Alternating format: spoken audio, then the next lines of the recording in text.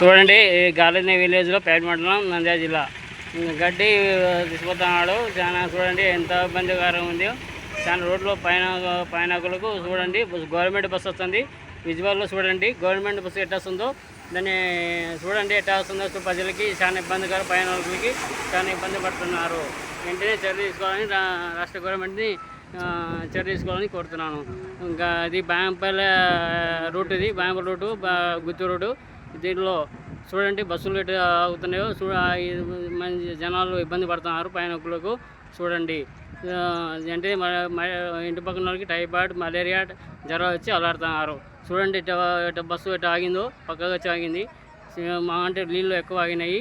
చూడండి బైక్ వస్తుంది. ఇప్పుడు బైక్ వల్ల చూడండి ఎంతోమంది చాలా ఇబ్బంది పడుతున్నారు. మా లారీ వస్తుంది చూడండి, ఆ లారీ వస్తుంది చూడండి ఎట్లా వస్తుందో చూడండి. దాన్ని వెంటనే చర్య తీసుకోవాలని రాష్ట్ర గవర్నమెంట్ని చర్య తీసుకోవాలని కోరుతున్నాను. వెంటనే చర్య తీసుకోవాలి, పరిష్కరించాలి. జై బీజేపీ, జై బీజేపీ, జై బీజేపీ, జై బీజేపీ, జై బీజేపీ.